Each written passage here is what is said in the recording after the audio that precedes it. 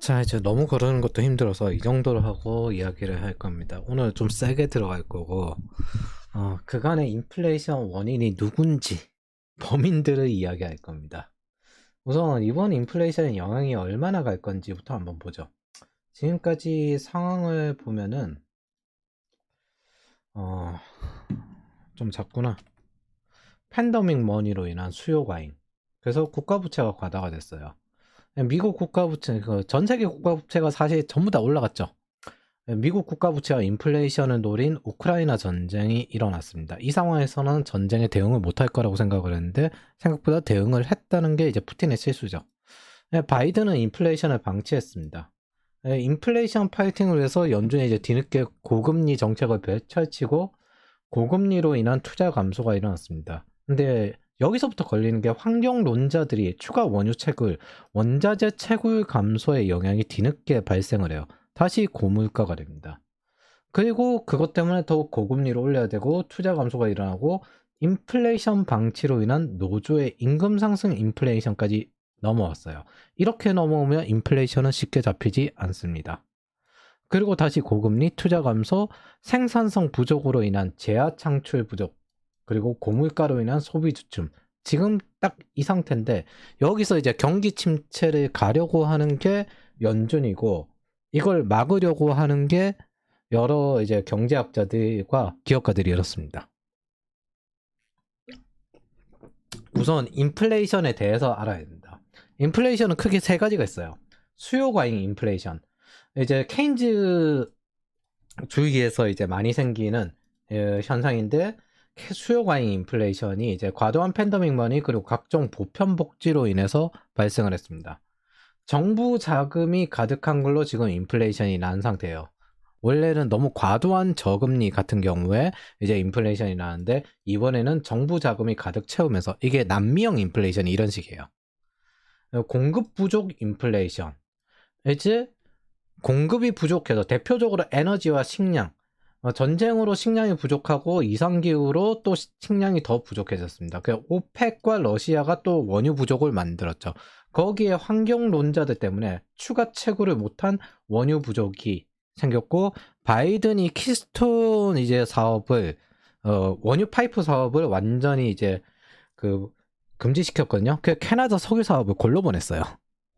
그래서 원유 기업들이 수요에 맞춰서 채굴하려고 바이든한테 승인 받으려고 했는데 금지를 내렸습니다. 그러다 이제 뒤늦게 알래스카를 채굴하고 있죠.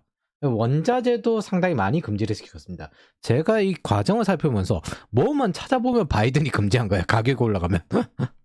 그래서 이건 해결이 안 납니다. 이거 연준 같은 경우 공급을 늘릴 수가 없어요. 이건 정부에서 새로운 공급원을 만들어야 되는데 미국은 되겠는데 한국 같은 경우는 상당히 어려울 수가 있어요. 그리고 오펙은 이제 가격을 높이기 위해서 $80 정도 선을 높이기 위해서 계속 유지를 하고 감산을 하고 하려고 하니까. 그래서 사우디는 이란과 화해를 했죠. 우리 같이 석유를 가지고 파트너십을 맺어서 가격을 조정하지 않을래? 이게 왜 되냐면요. 나중에 말을 할 건데 미국이 지금 하는 모든 거는 WTO와 GAAT, GATT 이거를 다 깨버리는 행위입니다. 즉 탈세계화라는 거죠. 더 이상 신자유주의 세계화 이 시스템이 아니란 거예요. 거기에다가 하나 더 생기는데 공급 부족 인플레이션에서 신자유주의 시대에는 여기 안 팔면 다른데 뭐 다극화된 상황이라서 이거 원자재를 다른 데서 마음대로 살 수가 없어요. 원자재 가진 나라들 인도네시아, 오펙 이런 나라들이 짱입니다. 그래서 즉 탈세계화 상태가 되었습니다. 뭐 이거 시작은 뭐 지금 현재 신자유주의 그 자유무역 이 시스템을 만든 미국 자체가 바이든이 정확히는 레이건노믹스를 뒤집어 버렸기 때문에 그러면 이제 다른 나라도 다 안 지키는 거죠. 거기에다가 중국이랑 대치하고 있고 중국의 공장을 전부 옮기고 있잖아요. 그래서 생산성이 떨어져요. 하루아침에 중국을 대치하는 건 힘들고 좀 몇 년 걸릴 겁니다. 베트남이랑 그 다음에 동남아권 그리고 인도로 넘어가고 있죠. 그래서 환경론자들은 미래 세대의 환경을 물려주기 위해서 어마어마한 부채와 빈곤을 다음 세대에 물려주게 되었습니다. 한 10년 정도 그럴 것 같아요. 이게 10년 근데 예전 경험을 보면 10년 정도 인플레이션하고 리커버리만 해도 10년이 걸리거든요. 예. 그래서 어떻게 될지 모르겠습니다. 스태그플레이션 같은 경우에도 1972년부터 시작을 해서 1982년 정도에 끝났고 리커버리가 되는 게 이제 1992년 정도까지 그렇게 되었습니다. 임금 인상 인플레이션입니다. 이걸 간단하게 표현할게요. 소득주도 성장 됐네 이 새끼들아. 욕이 나오네요. 네, 소득주도 성장. 소득주도는 구매력을 늘리는 거잖아요. 예, 현실은 이렇습니다. 소득을 함부로 이렇게 늘리면은 일자리도 사라지고 수요 과잉이 나고 공급 부족이 겹칩니다. 거기에 1980년대처럼 오일 쇼크 나서 지금 이 꼴입니다. 이게 인플레이션을 장기적으로 방치하면 이렇게 되는데 노조에서 구매력이 떨어지니까 임금이 낮다고 올려달라고 합니다. 주주가 받을 가치도 당연히 떨어지겠지만은 이것 때문에 다시 과잉 수요로 인플레이션이 합니다. 다시 노조가 임금 상승을 요구하고 다시 과잉 수요로 인플레이션이 합니다. 여기까지 온 이 임금 상승 인플레이션은 절대 쉽게 줄어들지 않습니다. 그래서 제가 경기 침체로 가야 된다고 말을 하는 거예요. 근데 케인즈주의자들은 경기 침체 가면 안 된다. 연착륙해야 된다. 그거 사실 그냥 정치 때문이에요. 자기네 지지 세력이 망하면 안 되니까. 그러면 인플레이션의 영향을 이야기해봅시다. 인플레이션의 영향. 기본적으로 자산 가치가 오릅니다. 국민연금 부담률이 오릅니다. 뭐 이거 외에 기본적으로 구매력이 떨어지는 거죠. 근데 자산 가치가 올라요. 네, 인플레이션이 나면. 이거를 돈을 다시 풀어가지고 올려야 된다라는 사람들은 이제 사기꾼들이죠. 네. 이런 것들 말고 여러분들이 이해하기 쉬운 거 이런 거 해봅시다. 모든 투자의 제1원칙은 돈을 버는 것도 사실 투자잖아요. 내가 시간을 투자해가지고 플로우를 버는 건데 그 모든 투자의 제1원칙은 인플레이션을 쫓아가는 겁니다. 자, 근데 여러분은 임금이 올해 안에 2021년 말 기준으로 30%는 상승해야 기본입니다. 이게 무슨 뜻이냐? 지금은 이제 미국 6%인데 이거 IMF인가 월드뱅크인가 여기는 이제 세계 경제 6.6% 정도 해석하고 있거든요.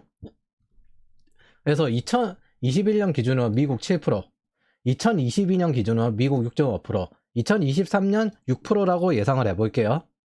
인플레이션이 꺾였다고 하는데 그러면은 여기에 3%씩 플러스합니다.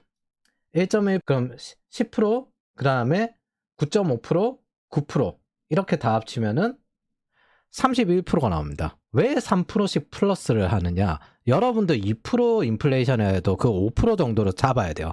보통 이런 걸 할인율이라고 하는데 최대한 보수적으로 잡는 것도 기본인데 지하 경제가 있어요. 그렇기 때문에 우리가 지하 경제를 기본적으로 특정할 수 없습니다. 그래서 기본적으로 2%, 3% 정도는 올려 잡아야 여러분들이 기본적인 인플레이션에 쫓아간다라고 말할 수 있습니다.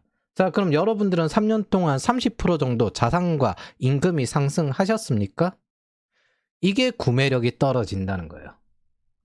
IMF 전망은 세계 물가 상승률이 이제 올해는 6.6%로 생각을 합니다. 그래서 이렇게 계산하는 게 오히려 적을 수도 있습니다. 미국 기준으로 계산했잖아요. 근데 미국은 자원이 많고 생산품이 많잖아요. 오히려 인플레이션이 세계 경제 기준으로 보면 적을 수가 있어요. 미국이니까 6%인 겁니다. 그래서 지하 경제가 있으면 2, 3% 정도를 플러스 시켜야 되고 여러분들은 30%가 안 올랐죠. 그래서 인플레이션은 이렇게 말합니다. 워렌 버핏의 말이에요. 국가가 국민에게 부과하는 가장 사악한 세금. 네. 그리고 국가 입장에서는 이게 국가 부채를 깔 수 있는 훌륭한 기회입니다. 대중은 지금 금리 올리는 파워를 욕하죠. 근데 버티면 자산 가격 상승하고 세금도 높아지고